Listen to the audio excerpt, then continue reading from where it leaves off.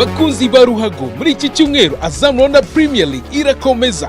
Kuri wa gatatu saa 9 n'igice ruraba rwambikanye hagati ya Rayon Sport FC n'ikipe ya Sunrise FC kuri stade ya Kigali. Ndefu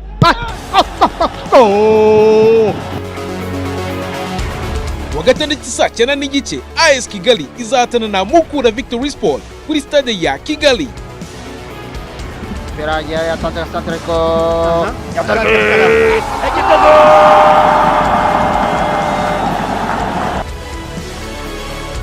Naho ku cyumweru tariki ya 2 Mata isaa 9 n'igice Etincelle FC izacakirana na APR FC kuri stade Umuganda. birakomeye mu izamu nanone.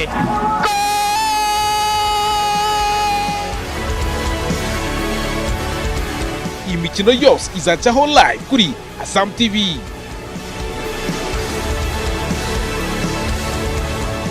Azam TV, imyidagaduro kuri wose.